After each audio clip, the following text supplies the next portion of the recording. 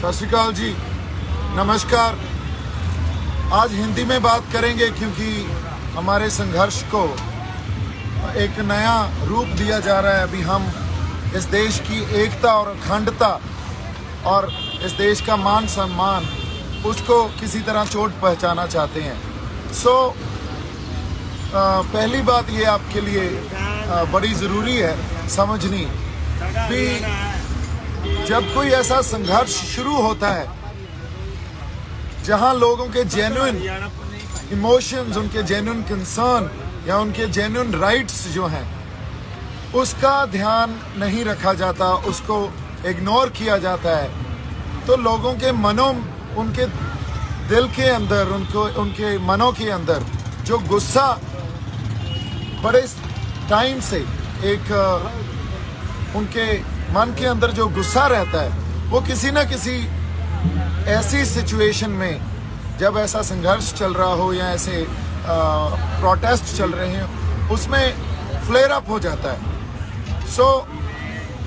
पहली बात तो ये है, आज इस सिचुएशन जो हुई उसमें वो गुस्सा फ्लेयर अप हो गया और इसमें किसी एक शख्सियत को अगर आप बोलें भी उसने भड़काहट की है, तो कभी भी संघर्ष, इतना बड़ा संघर्ष, वो किसी एक शख्सियत या एक व्यक्ति के ऊपर डिपेंड नहीं होता।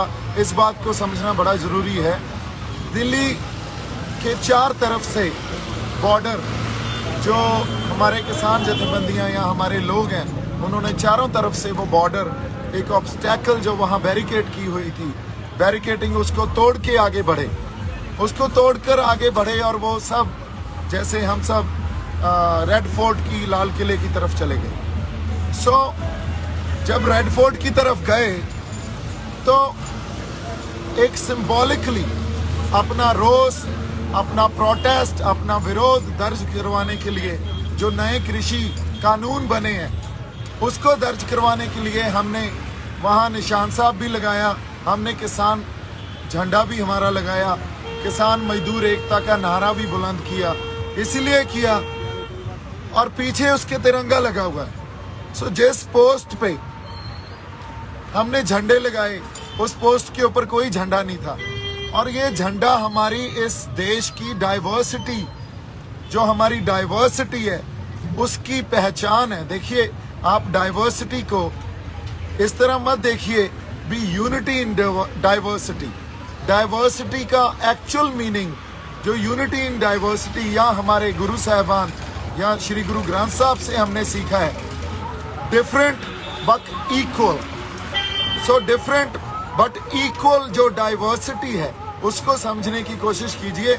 इस देश की एकता और अखंडता के ऊपर किसी ने सवाल नहीं उठाए हैं, किसी ने वहां से फिरकू और भड़काने वाली बातें नहीं की हैं। लाखों लोगों ने, इतनी बड़ी मोबिलाइजेशन हुई, लाखों लोग इस बहाव में बहे।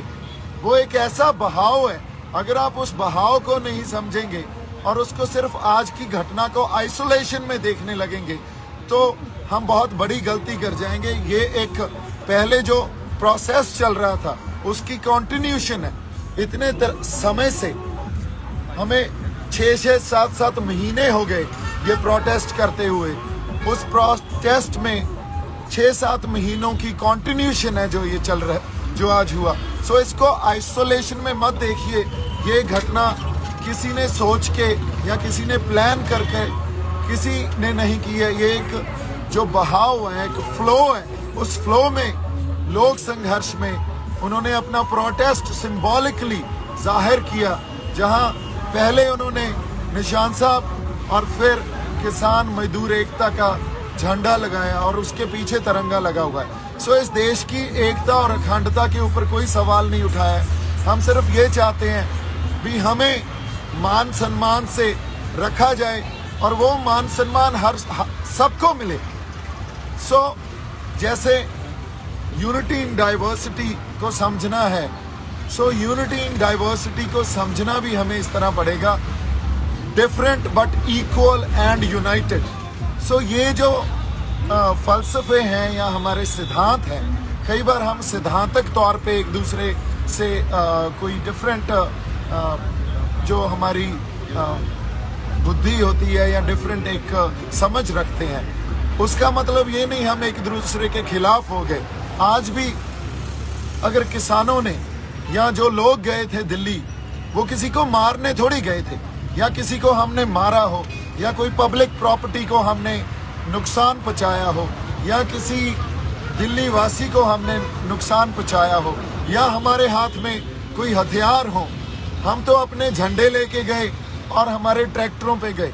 अब इनको अगर आप क्रिमिनल या इसको आप फिरकू दंगों का या इसको एक ऐसा आप एक रंग दे देंगे भी, ये देखो ये तो शरारती आंसर हैं, ये तो गलत आंसर हैं, तो ये हमारे इतिहास में हमेशा ही होता है। जब भी कोई इतनी बड़ी एजिटेशन होती है, सो हमेशा ही उसको हम ये बोल के भी देश की एकता और अखंडता को खतरा है, ये बोल के भी ये देखो ये तो फंडामेंटलिस्ट हैं या ये हार्डलाइनर्स हैं, हमेशा इस चीज़ में हम जो उनके बनते हक हैं, जो उनके बनते राइट्स हैं, वो नहीं देते और उसको इग्नोर करने लग जाते हैं। सो आज हमारे पास समा या ये जो एक टाइम ऐसा आ गया है, इसका डिस्कोर्स ऐसा है। पहली मेरी बेनती ये है भी इसको आप आइसोलेशन में मत देखें। जो आज हुआ है वो कोई आज एक आइसोलेशन में या आज की घटना नहीं है, ये एक लंबा प्रोसेस था, उसकी कंटिन्यूशन है। और आज भी वहाँ सिंबॉलिकली हमने अपना रोष जताया है, बिना कुछ डिस्ट्रॉय किए, बिना किसी तरह की तोड़ फाड़ किए, बिना किसी तरह हमने पब्लिक प्रॉपर्टी हो या हमारे पुलिस फोर्सेस हो या किसी भी तरह का लॉ एंड ऑर्डर हो, हमने बिल्कुल पीसफुली, जो हमारा जमहूरी हक है, हमारा डेमोक्रेटिक राइट है, पीसफुली एक प्रोटेस्ट किया। और इस प्रोटेस्ट को अगर हम ये सोच रहे हैं भी इसको एक कोई शख्सियत या एक पर्सनैलिटी या एक आदमी इतना बड़ी मोबिलाइजेशन कर सकता है, सो ये बहुत बड़ी गलती होगी। आप लोगों के जेन्युइन कंसर्न समझिए, लोगों के इमोशन समझिए। एक मुझे ब्लेम करना है, किसी को भी ब्लेम करना, ये हमारी वही बात गलती होगी जो हम हमारे इतिहास में पहले से भी करते आए हैं। आज सबसे बड़ी ज़रूरत है भी हमें लोगों के इमोशंस को समझना चाहिए, उनके कंसर्न्स को समझना चाहिए, उनके सरोकार क्या है उसको समझना चाहिए और उस अकॉर्डिंगली हमें आगे डिसीजंस लेने चाहिए। मैं एक बार फिर आपको ये रिक्वेस्ट कर रहा हूँ, कोई भी भड़काने वाली बात नहीं कर रहा है। हर इंसान यहाँ आपसी प्यार, भाईचारक साझ और इस देश की एकता और अखंडता में विश्वास रखता है। किसानों को प्लीज़ किसी अलग नज़रिए से मत देखिए। किसानों ने सिंबॉलिकली बड़े पीसफुली, जो हमारा डेमोक्रेटिक राइट है, जमहूरी हक है, उसको एक्सरसाइज किया है। वो सुप्रीम कोर्ट ने भी हमें दिया है, वो हमारा संविधान हमें देता है। और उसके आगे जो बात है, वहाँ फ्लैग पोस्ट पे कोई झंडा नहीं था, सो तिरंगा किसी ने नहीं उतारा। हमने सिर्फ अपना निशान साहब और हमारा किसान मजदूर एकता का जो हमारा झंडा है उसको वहाँ लहराया है। सो इतनी सी बात आपसे करनी थी मेरी तरफ से। आप सबको एक बार फिर निम्र बेनती है कि हम किसी को भड़काने के लिए ये प्रोटेस्ट नहीं कर रहे हैं। आज भी पीसफुल हैं, आप दिल्ली में देखिए सब पीसफुल हैं। और आज हम ट्रैक्टरों पे और खाली हाथ बैठे हैं, हमारे पास ज़्यादा से ज़्यादा हमारे ये झंडे हैं और कुछ नहीं है। आप यहाँ हमारे जो लोग हैं उनको देखिए, भाई किसी के पास कोई हथियार है? कोई हथियार है? हम अपने झंडे और अपने ट्रैक्टरों पे बैठे हैं। हमारा हथियार हमारे इस डाइवर्सिटी को समझने की कोशिश कीजिए। इस जो लोगों के जेन्युइन कंसर्न्स है उनको समझने की कोशिश कीजिए। इतनी बड़ी मूवमेंट किसी इंसान के या किसी पर्सनालिटी के या किसी एक व्यक्ति के उसकी वजह से नहीं खड़ी होती। ये मूवमेंट तब खड़ी होती है जब लोगों को उनके राइट्स नहीं दिए जाते, उनके जमहूरी हक नहीं दिए जाते। सो ये एक मास मूवमेंट है। मोबिलाइजेशन इतनी बड़ी इसलिए हुई है क्योंकि लोगों के जो दिलों में एक बड़े टाइम से it's been long that they had this what do you call it? I would say maybe anger within them.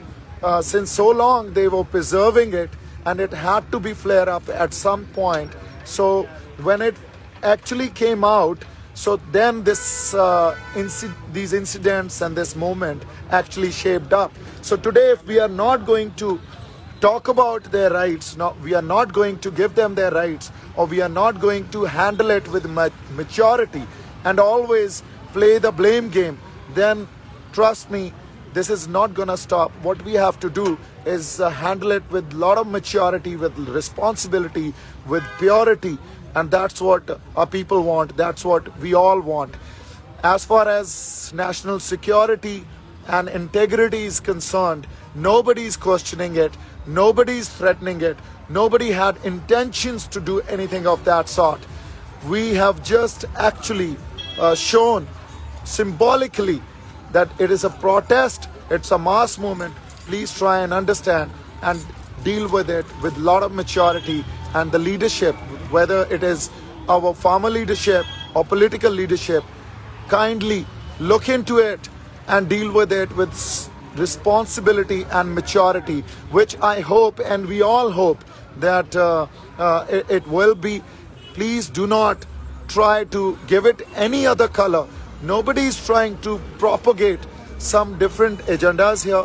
Nobody is trying to propagate that we are threatening national integrity and security.